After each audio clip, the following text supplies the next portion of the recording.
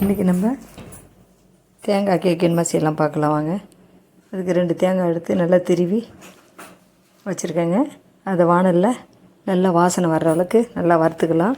இந்த ஸ்வீட்டு செய்கிறது ரொம்பவுமே ஈஸியான ஸ்வீட்டுங்க.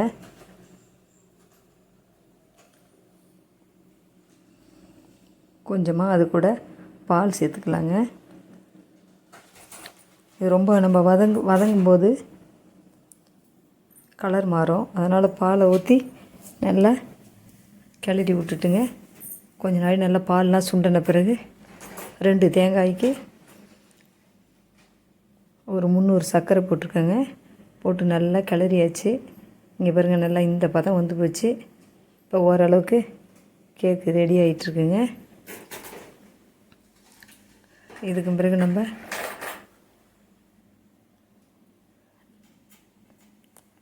கொஞ்சமாக ஏலக்காய் தட்டி போட்டுக்கலாங்க. இது ரொம்பவும் சீக்கிரமாகவே செய்யக்கூடியது. இதை இப்போ நல்லா கிளறி விட்டுக்கலாம். ஒரு தட்டில் நெய் தடவி வச்சுக்கலாங்க. நெய் தடவிட்டு வந்து இந்த வந்தவுடனே எடுத்து எல்லாத்தையுமே அள்ளி போட்டு பரப்பி வச்சுக்கலாங்க. எந்த அளவுக்கு மெலிசாக வேணுமோ இல்லை மொத்தமாக வேணுமோ அந்த அளவுக்கு பரப்பி விட்டுக்கலாம். நல்லாவே பரப்பியாச்சு. அது மேலே நம்ம கொஞ்சமாக நட்ஸ் இருந்தால் கட் பண்ணி போட்டுக்கலாங்க. பாதாம் பிஸ்தா போட்டிருக்கேன் நான். கொஞ்ச நாள் அப்படியே விட்டுட்டு கொஞ்சம் நேரத்துலேயே கட் பண்ணலாங்க. ரொம்ப நேரம் ஆறினாலும் கட் பண்ண முடியாது. நம்ம கட் பண்ணி கோடு போட்டு வச்சிட்டோம்னா ஆறின பிறகு நம்ம எடுத்துக்கலாங்க.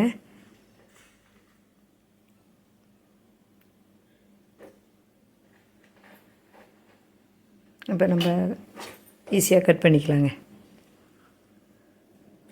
எல்லாம் கட் பண்ணி நல்லா ஆறி நல்லா கேக்கு நல்லா மேலே வந்துருக்கு பாருங்கள். இப்போ எல்லாத்தையுமே நம்ம எடுத்துக்கலாம். எல்லா கேக்குமே ஒன்று ஒன்றா எடுத்து எல்லாத்தையும் வச்சாச்சுங்க. வேறு ஒரு தட்டில் வச்சுருக்கு.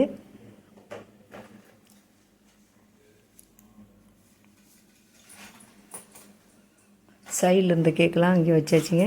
இங்கே பாருங்கள், சுவையான தேங்காய் கேக்கு ரெடி. அனைவருக்கும் தீபாவளி நல்வாழ்த்துக்கள்ங்க.